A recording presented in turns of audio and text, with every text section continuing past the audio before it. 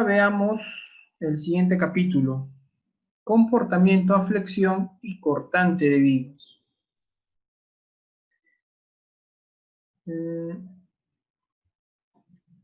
El comportamiento de una viga, por ejemplo, esta viga que fue ensayada por dos cargas puntuales en el tramo central, solamente va a tener comportamiento a flexión, más no a corte, ¿no?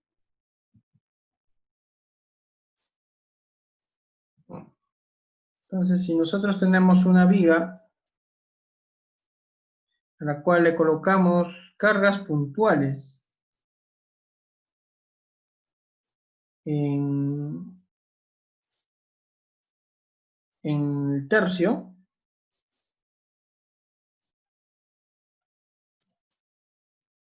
¿no? Digamos L tercios y L tercios, ¿no? El diagrama de fuerzas cortantes sería P, luego viene por acá, baja P, y luego de acá sube P. Este sería el diagrama de fuerzas cortantes.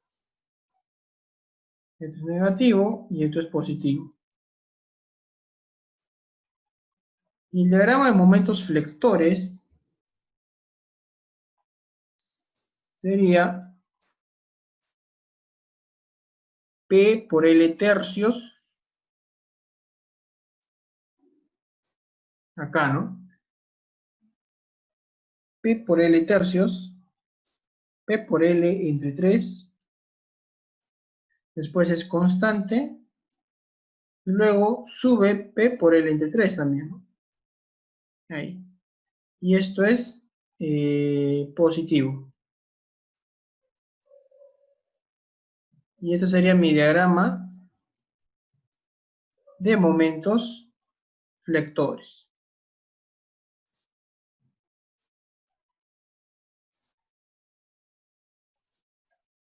Entonces, esta zona que vamos a analizar, vamos a estudiarla, está netamente trabajando a momentos, ¿no? No hay cortante, ¿de acuerdo?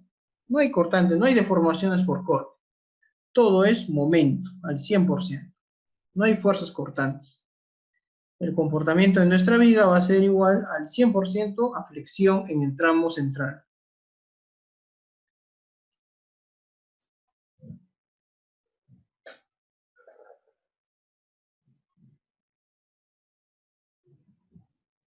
Entonces, el comportamiento puede ser un comportamiento frágil o un comportamiento dúctil. Ya habíamos hablado de lo que es frágil y dúctil, ¿no? Acá no va a tener nada de utilidad, ¿no? Una vez que llega a su resistencia, va a fallar. Sin embargo, este va a llegar a su resistencia y va a seguir desplazándose o rotando. La primera imagen vendría a ser un comportamiento dúctil. ¿Por qué? Porque se forman fisuras en la parte de abajo, ¿no? Se fisura. El concreto se agrieta cuando se supera la resistencia a tracción, ¿no? Y después el acero va a fluir. Después que el acero fluye, recién se produce el aplastamiento del concreto. ¿De acuerdo? Eso es un comportamiento dúctil. El concreto primero se agrieta y luego cambia su rigidez a un estado elástico agrietado. Después el acero va a fluir y luego va a seguir deformándose hasta que se produzca el aplastamiento del concreto. Esto sucede en vigas dúctiles, en vigas subreforzadas, ¿no? Con poco acero de refuerzo. Mayor al mínimo, por si acaso, ¿no? Y el otro comportamiento es un comportamiento frágil de esta viga, ¿no? Es decir, el concreto no apenas está agrietando y ya antes de que fluya el acero, ya falló nuestra viga, ¿no? O sea, el acero, como pueden darse cuenta acá, está nuevecito prácticamente. El concreto se ha aplastado, ¿no? Ya falló nuestra viga. Esto sucede en vigas sobre reforzadas. Vigas que tienen demasiado acero por flexión. Antiguamente decían, o bueno, en la norma sigue diciendo todavía, que la cuantía balanceada va a definir el comportamiento de una viga, ¿no? Si la cuantía, si la cuantía del acero que colocamos es mayor que la cuantía balanceada, el comportamiento va a ser frágil. Pero si la cuantía que utilizamos es menor que la cuantía balanceada, el comportamiento va a ser dúctil. Y lo recomendable es que como máximo coloques el 75% de la cuantía balanceada, ¿no? Eso es anticargas de gravedad. ¿De acuerdo?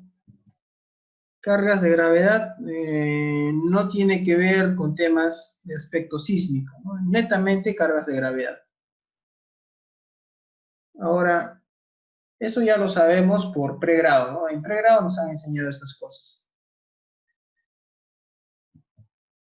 Pero el diseño sísmico es asegurar que ese acero fluya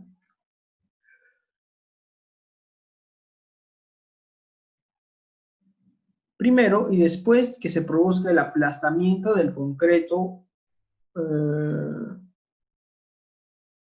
que se produzca el aplastamiento del concreto, ¿no? Eso es lo normal, pero el diseño sísmico incluye que ese aplastamiento del concreto solamente afecte al recubrimiento, ¿no? Entonces se debe generar un núcleo dentro de un estribo para que el concreto siga deformándose, ¿no? Entonces eso se llama un diseño por capacidad. Entonces, el diseño sísmico de vigas de concreto armado es necesario saber realizar diagramas momento-curvatura para secciones de concreto confinado y no confinado, para un correcto diseño sísmico y asegurar que se produzca una falla dúctil por flexión y no una falla frágil por corte.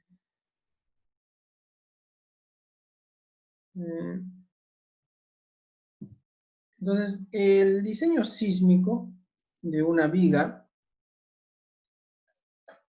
es que si nosotros tenemos nuestra sección de viga, vamos a tener el acero de refuerzo, varillas tanto a compresión como a tracción, ¿no? Y vamos a tener estribos.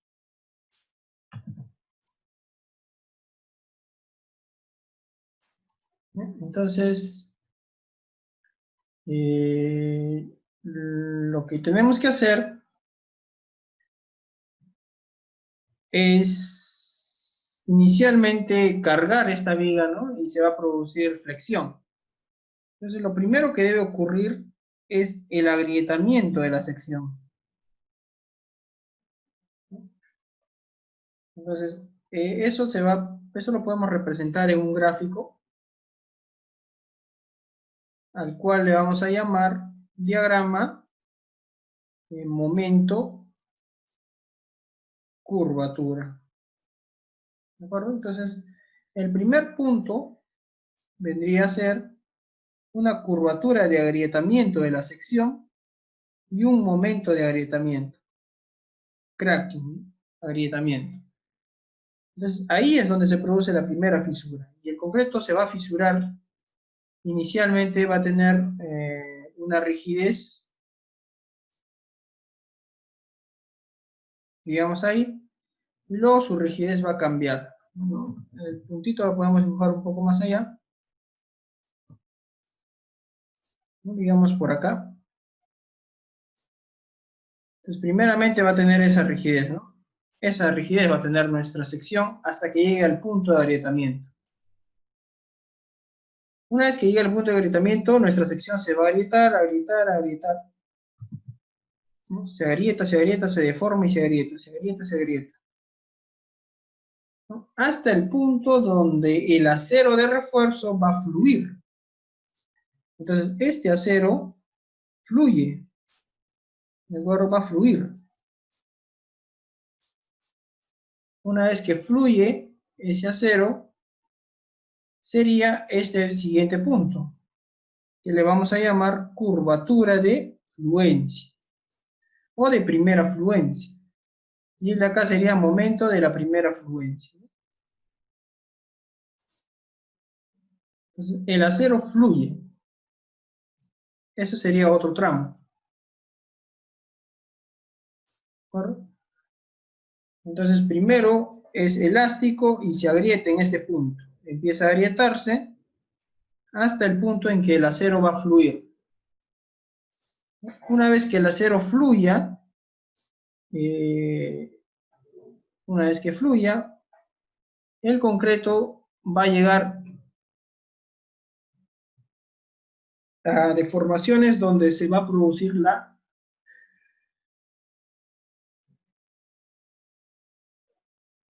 donde se produce el aplastamiento del concreto no confinado.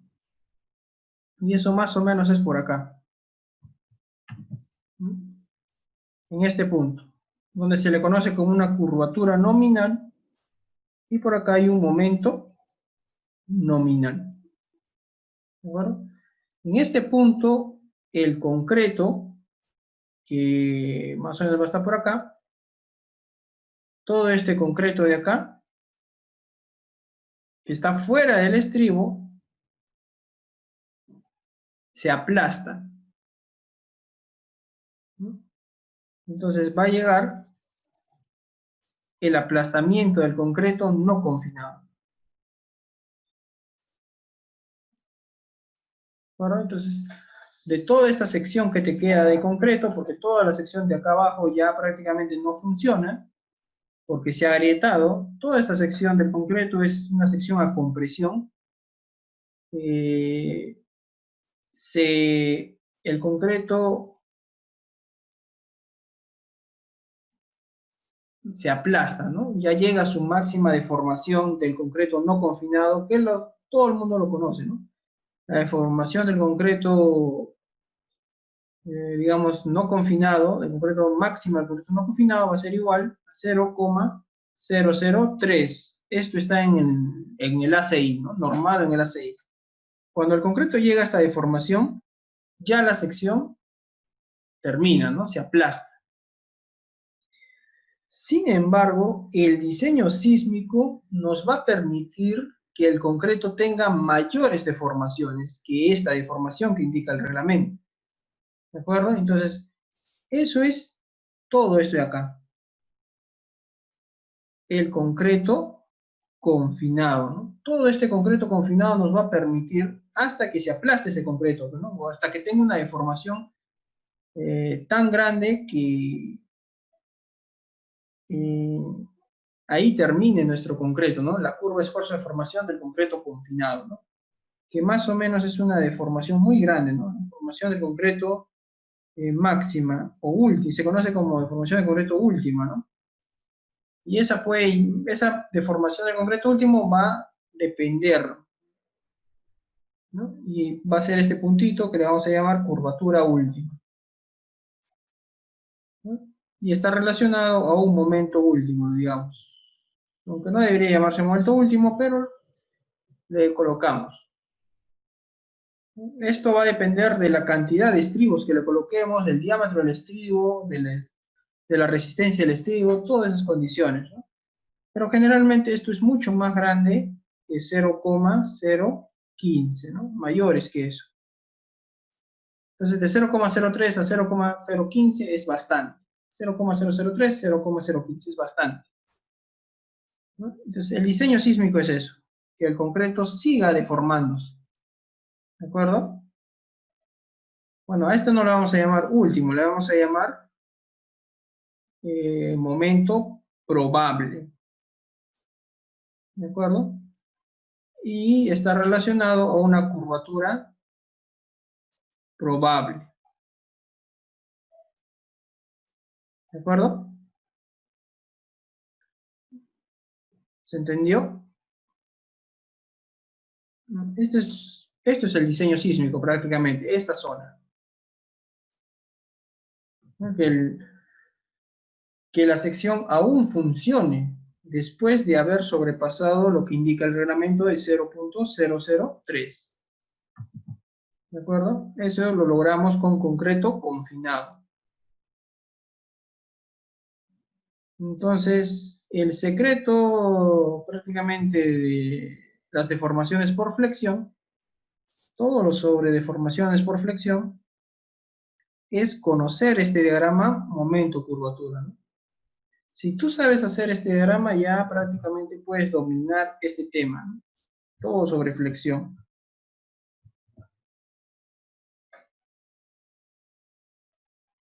¿De acuerdo? ¿Tendrán alguna consulta?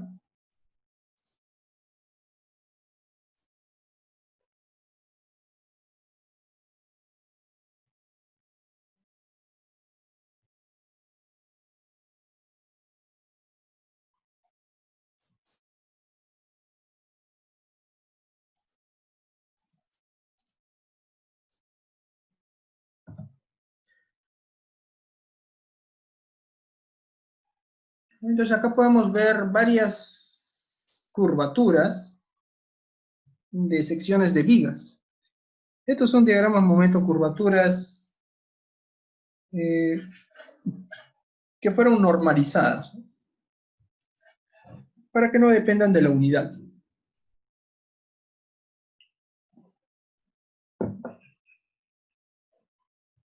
Y esto me muestra la importancia del acero a compresión.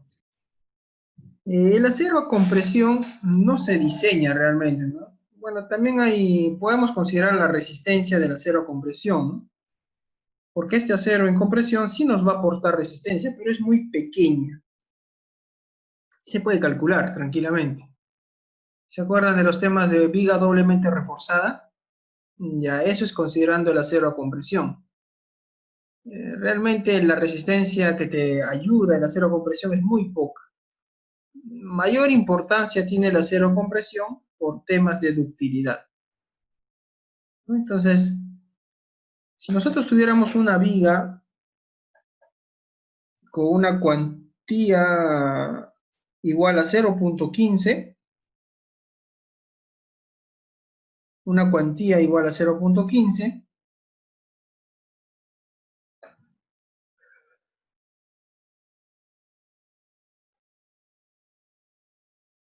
bueno, una cuantía normalizada, ¿no? Porque esto está dividido entre el F'C. Solamente vamos a tener acero a tracción. Sería esta curva, ¿no? La primera curva. El que indica Q' igual a 0, es decir, el acero a compresión es 0. La cuantía a compresión va a ser igual a 0. Ahora, si le colocamos la misma cuantía en compresión a la sección, vamos a tener acero a tracción y acero a compresión. Eso me va a producir una curva, la segunda curva, ¿no? Como pueden ver, se va a incrementar un poco su resistencia a flexión, pero lo que más se va a incrementar es la ductilidad. Va a tener mayor deformación. ¿De acuerdo? Lo mismo sucede con todas las secciones si nosotros incrementamos el acero a compresión. El acero a compresión te ayuda, más que a que resistas más, te ayuda a que permanezcas estable más tiempo, ¿no? Mayor ductilidad. Entonces, para hacer el diagrama momento-curvatura, vamos a ver el comportamiento de la flexión de vigas sin confinar. Entonces, en este caso vamos a considerar a la sección sin el estribo, ¿no? No va a tener estribos. Entonces va a tener el acero a tracción y el acero a compresión. Vamos a tener el área de acero 1, el área de acero 2, el peralte efectivo 1, peralte efectivo 2, la base y la altura de la sección. De nuestro diagrama de formaciones, vamos a tener como máxima deformación en concreto 0.03, ¿no? Eso es lo que indica el ACI y la norma de 0.60. Sin embargo, el concreto puede deformarse hasta 0.004, 4 por mil, según el modelo de Homstad, ¿no? O sea, un poquito más puede deformarse. Entonces, en función a la deformación del concreto, podemos determinar la deformación de los aceros, tanto el acero a compresión como el acero a tracción, ¿no? Donde el acero a tracción va a superar la deformación del acero a tracción, supera la deformación de fluencia del acero, ¿no? Entonces vamos a necesitar primeramente los modelos constitutivos, el modelo del acero, del concreto y el modelo del acero. Entonces ya tenemos los modelos constitutivos y acá tenemos la compatibilidad de deformaciones. O sea, las deformaciones son compatibles debido a que existe una excelente adherencia entre el concreto y el acero. Entonces es muy importante que las varillas de acero sean corrugadas. De esa manera es adherente al concreto, ¿no? Si las varillas de acero fueran lisas, ya no habría adherencia y por lo tanto ya no habría compatibilidad de deformaciones. Entonces, esto se le llama compatibilidad de deformaciones. Las deformaciones son proporcionales a la deformación del concreto. Entonces ya tenemos modelos constitutivos o leyes constitutivas, compatibilidad de deformaciones, y acá vamos a tener el equilibrio, ¿no? En el diagrama de esfuerzos. Acá vamos a tener el esfuerzo del concreto, esto puede ser el modelo de la norma, 0.85 F'C, un beta 1 por C, que podría ser el modelo de Whitney, o del bloque rectangular de esfuerzos del ACI, y en función a al beta 1 por C, al 0.85 y a la base de nuestra sección, vamos a obtener la compresión del concreto, ¿no? Que sería 0.85 F'C, B por beta 1 por C, ¿no? Y la compresión del acero, que simplemente sería área de acero 1 por el esfuerzo del acero 1. El área de acero ya lo conocemos y el esfuerzo del acero lo encontramos en función a la deformación del acero 1. De este cuadro vamos a encontrar la deformación del acero para un C definido y de la ley constitutiva del acero encontramos el esfuerzo. Y por acá tenemos la tracción del acero, que también va a ser igual al área de acero 2 por el esfuerzo del acero 2. Si el esfuerzo del acero supera, según este modelo, el esfuerzo de fluencia, el esfuerzo del acero 2 va a ser igual al esfuerzo de fluencia. Entonces, considerando las leyes constitutivas, la compatibilidad de formaciones y el equilibrio de las fuerzas, podemos encontrar el diagrama momento-curvatura. El equilibrio me va a hacer cumplir el valor de C que yo propongo, ¿no? Para una deformación determinada. Entonces, yo para una deformación del concreto debo proponer una profundidad del eje neutro. Y esta propuesta de la profundidad C la voy a comprobar con el equilibrio. Si el equilibrio me sale 0, entonces este C es correcto. Una vez que calculo el C, recién calculo nuevamente las fuerzas internas, ¿no? Y calculo el momento, ¿no? En función al brazo de palanca. Y la curvatura simplemente sería la deformación del concreto entre el valor de C. Y con eso armo mi diagrama momento-curvatura del concreto no confinado. ¿De acuerdo? Entonces, eso vendría a ser el comportamiento para vigas sin confinar. Determinar el diagrama momento-curvatura de una sección no confinada, ¿no? Sin considerar el estribo. Y acá podemos obtener la ductilidad de la sección por curvatura. ¿Tendrán alguna consulta?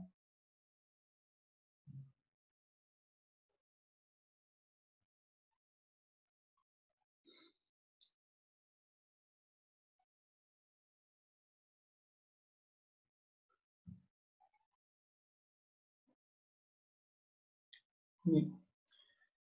El comportamiento de la flexión de vigas confinadas ya influye la participación del estribo. Como pueden notar, acá tenemos un estribo y un ganchito.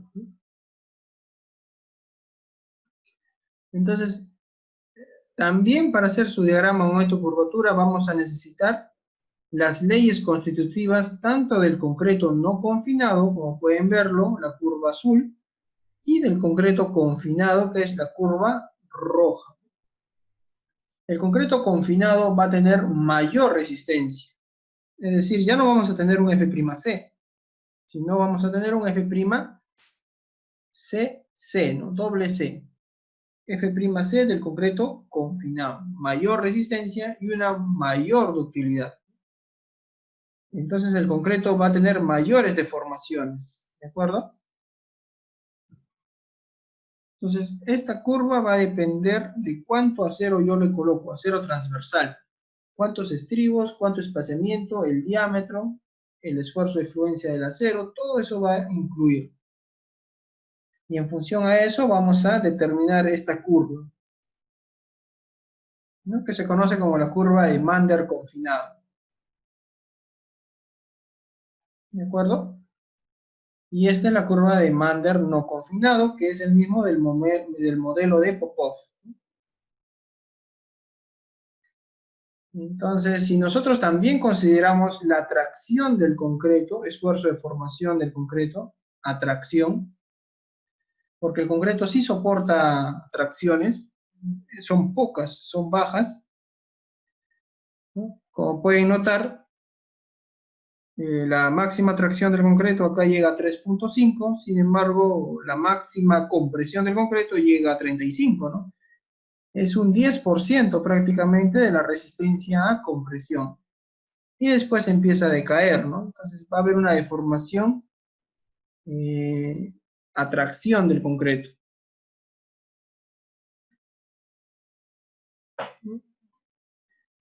Acá la pendiente sería el módulo de elasticidad del concreto. Y la máxima resistencia a tracción debería ser la resistencia al agrietamiento. O la resistencia a la rotura. ¿De acuerdo?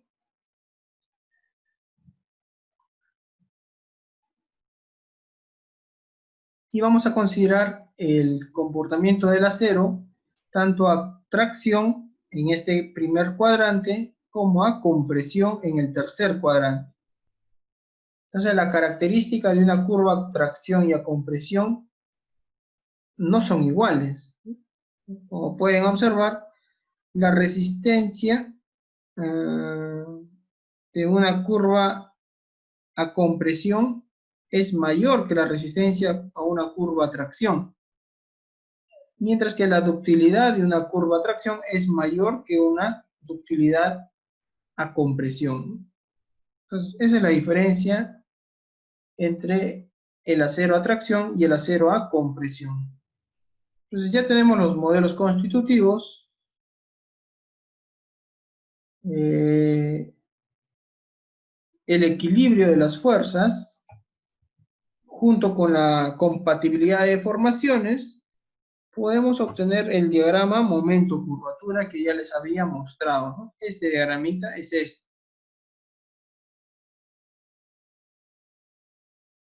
¿De acuerdo? Es el mismo.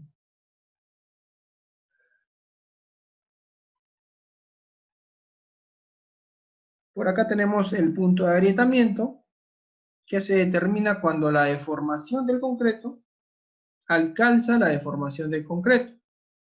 La deformación a tracción, ¿no? Y se produce cuando la resistencia del concreto es superada, ¿no? La resistencia a tracción del concreto es superada. El esfuerzo, el FR, ¿no? Que es 2 raíz cuadrada de F'C. Después vamos a tener el momento o el punto de la primera fluencia, que es cuando el acero a tracción fluye, ¿no? Y eso es cuando la deformación del acero va a ser igual a la deformación de fluencia. Es igual al esfuerzo de fluencia entre el módulo de elasticidad. Después vamos a tener el punto de momento nominal, que es cuando la deformación del concreto a compresión alcanza el valor de 0.003. Y finalmente vamos a tener el momento probable, que es cuando la deformación del concreto alcanza el punto máximo, ¿no? Ya cuando el concreto llega a este puntito máximo de la curva roja, ahí se va a producir este punto del momento probable. ¿De acuerdo?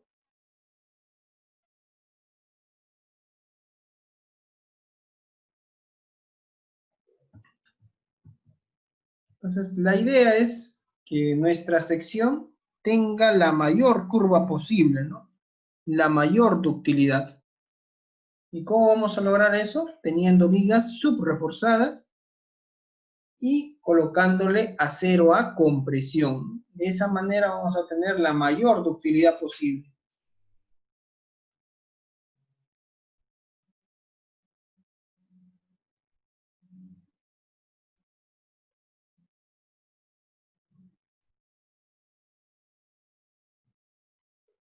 Ahora nuestra viga puede fallar antes de llegar a este punto. Una forma de falla frágil vendría a ser el cortante. Entonces debemos incorporar el cortante en nuestro diagrama momento-curvatura.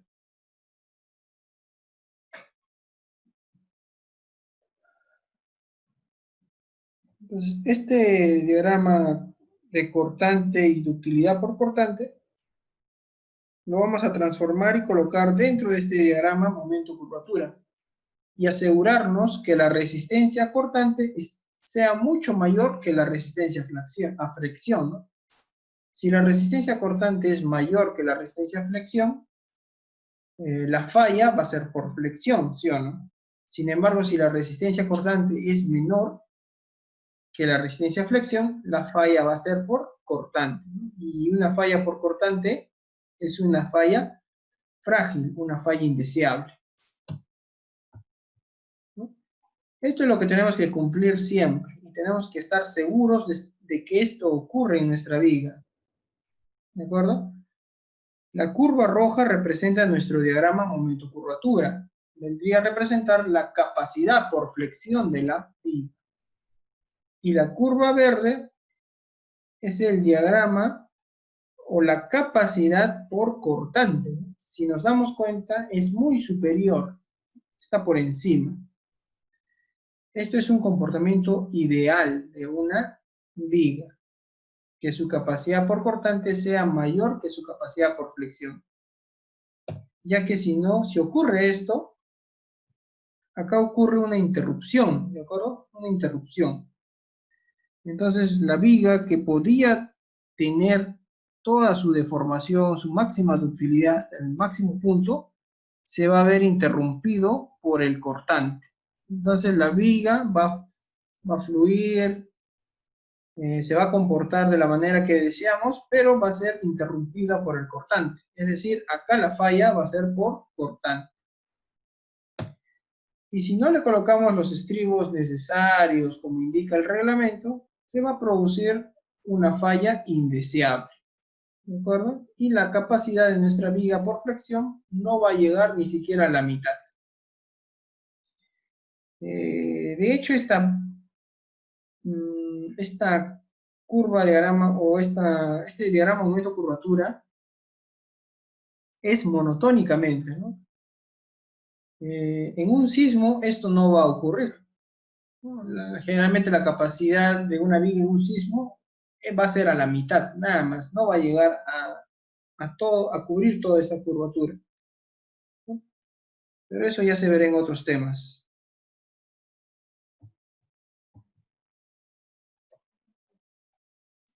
¿Tendrán alguna consulta?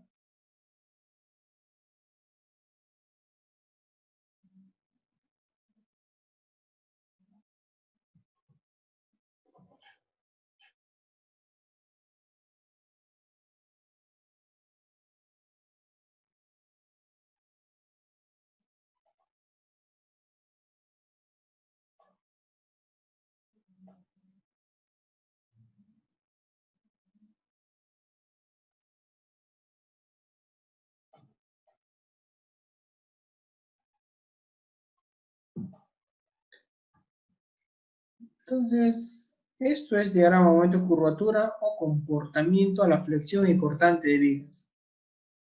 Entender eso es muy importante, ¿de acuerdo? Ahora, el diseño sísmico de vigas se basa en el diseño por capacidad.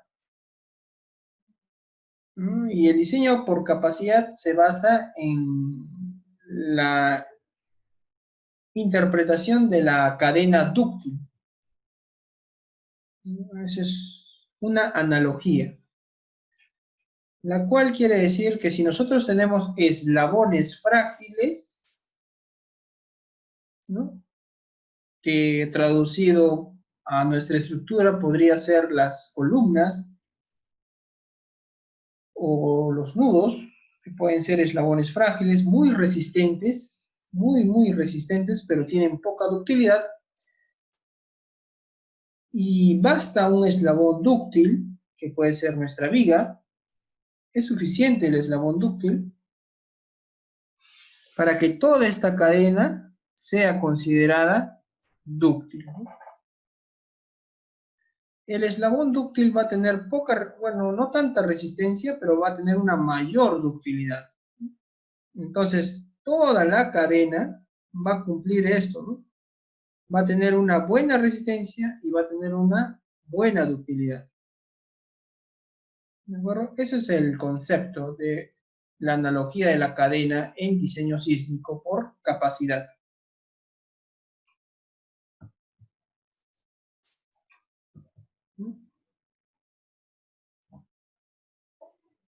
Y otra cosa que tenemos que tener en cuenta es el modo de colapso de una estructura. Un modo de colapso deseable vendría a ser lo que se conoce como viga débil, columna fuerte. O sea, las vigas deben fluir primero. Los extremos de la viga van a fluir. Una vez que fluyan, recién va a fluir la base de la columna. Entonces, esto es un mecanismo deseable.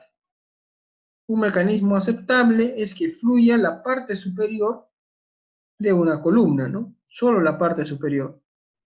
Y ya un mecanismo indeseable es cuando la columna del primer piso va a fluir en sus extremos, ¿no? Y eso provoca el piso blando. Esto nunca debe ocurrir, ¿no? Entonces, ¿cómo aseguramos esto? Fácil, ¿no? Dándole ductilidad a nuestras vigas, que disipen la energía y que nuestra columna sea más resistente.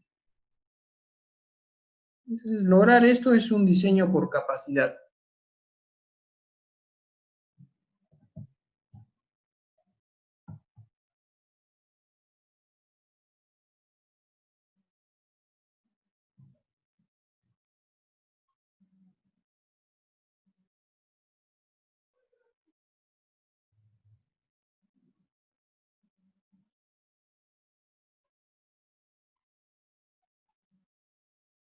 La norma indica el diseño sísmico de vigas en el capítulo 21 de la norma E060, donde va a indicar la definición, qué cosa es un diafragma estructural, que ya lo hemos dicho, ¿no? Que va a hacer que los elementos verticales tengan los desplazamientos parecidos y va a concentrar toda la masa en un solo punto, ¿no? Para que solamente tenga 3 movimientos o 3 grados de libertad por entrepiso. También sabemos lo que es un confinamiento, un estribo de confinamiento que va a tener sus características.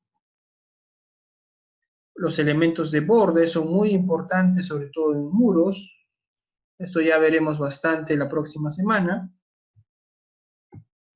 Los ganchos sísmicos, ¿no?, que deben tener una longitud mínima de 7.5 centímetros. Las grapas complementarias, esto es para que el concreto sea confinado en lo máximo posible, ya que si no le colocamos estas grapas, el núcleo del concreto no va a ser confinado al 100% o a un buen porcentaje, por lo menos. La rótula plástica ya sabemos que es extremos de vigas o columnas, es donde se produce la no linealidad. Esa longitud de rótula plástica es importante. Ya sabemos que el muro estructural resiste cargas de cortante y puede fallar por flexión o por corte, dependiendo de su esbeltez. Los sistemas resistentes ya lo hemos hablado, de pórticos, walles, muros estructurales, y nuestro tema es ductilidad limitada.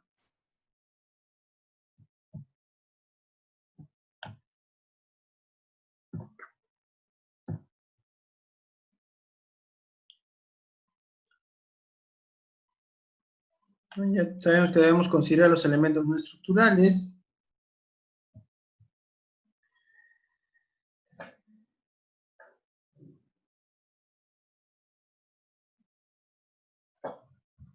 La resistencia al concreto, ¿no? La resistencia al concreto mínima para hacer un diseño sísmico debe ser 210. Ahora nuestro edificio tiene 175, ¿no? Porque es lo mínimo en muros de utilidad limitada. ¿De acuerdo? Pero si tuviéramos otro tipo de edificio, muros estructurales o columnas, ya la resistencia mínima es 210 y la resistencia máxima es 55 megapascales o 560 kilogramos por metro, kilogramos por centímetro cuadrado. Esto es debido a que un concreto con más resistencia va a tener menor ductilidad, ¿no? Y hay que controlar esto.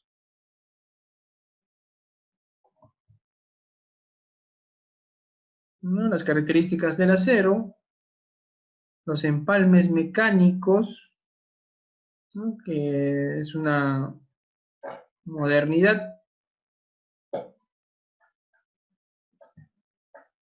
Empalmes soldados también y empalmes por traslape, ¿no? Ya sabemos eso. Y acá veremos los requisitos del diseño sísmico de las vigas. Para fuerzas laterales de muros estructurales, ¿no? En nuestro caso son muros de utilidad limitada y podemos utilizar eso, ¿no?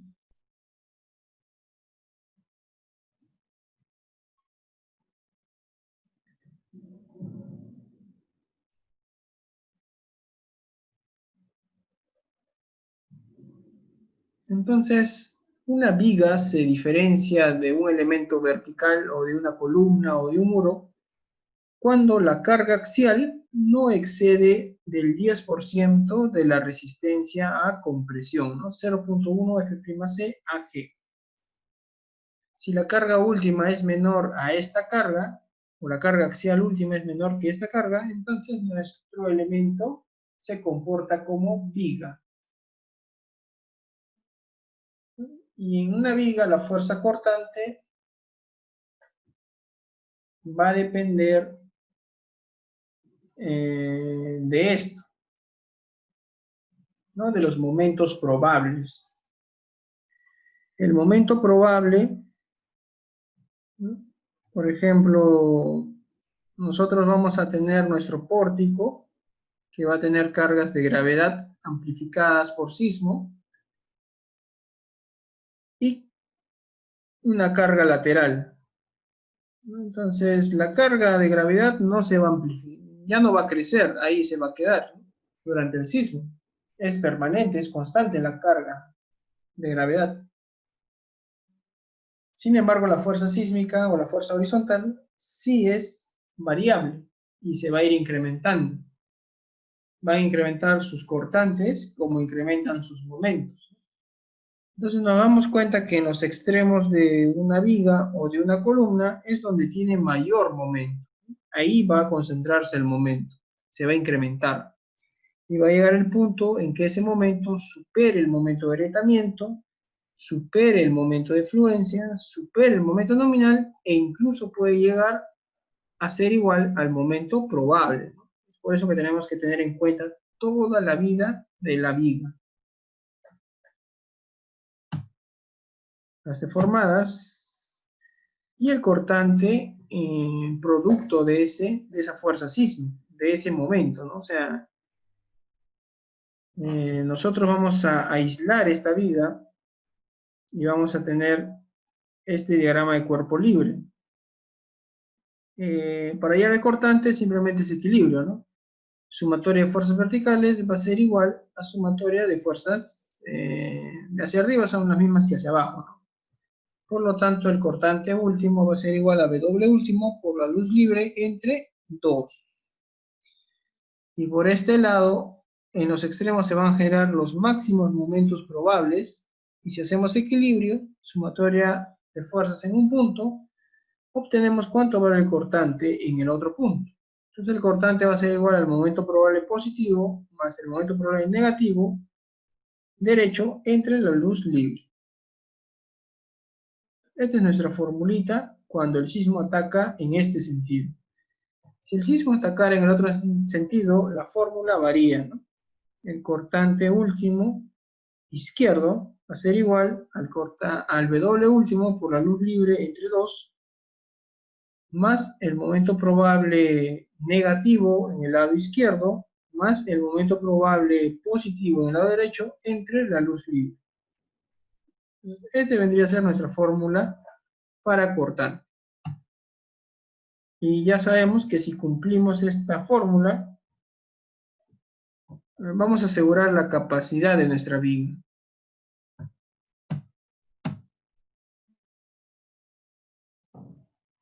Estas son algunas condiciones que indica el reglamento y más o menos están resumidas en esta diapositiva.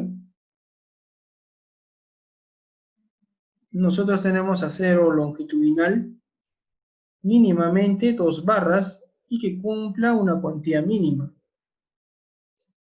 ¿no? Y vamos a tener acero en los extremos, tal vez superiores, ¿no? Sobre todo en la parte de arriba. Entonces debemos asegurarnos que el momento en la parte de abajo, producto del acero colocado en la parte de abajo, sea al menos un tercio del momento producto del acero colocado en la parte de arriba. Al menos un tercio debe ser, en ambos lados. Y el momento en cualquier punto debe ser al menos un cuarto, ¿no? Al menos un cuarto del momento máximo en los extremos.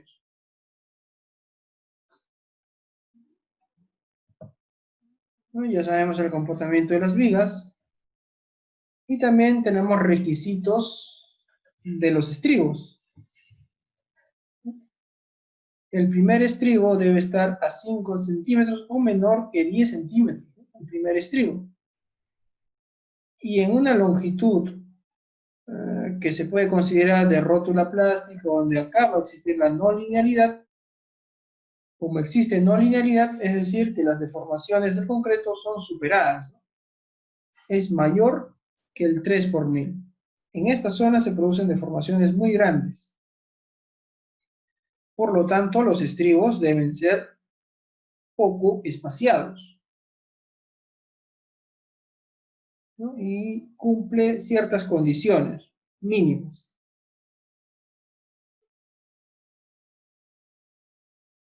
O sea, nosotros debemos calcular el cortante con esta fórmula. Una vez que calculamos el cortante con esa fórmula,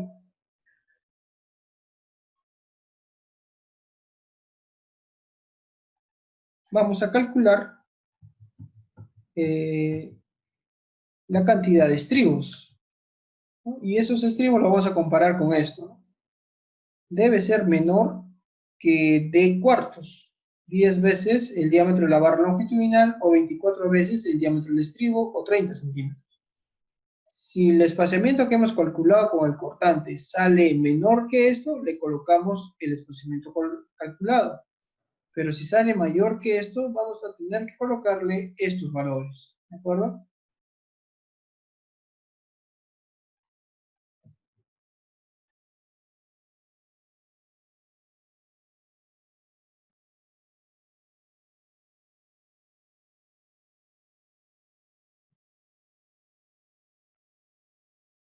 ¿no? Esto muestra cómo mejora el comportamiento de una viga cuando tiene estribos.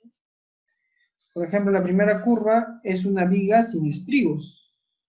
La segunda curva es una viga con un cierto tipo de estribaje,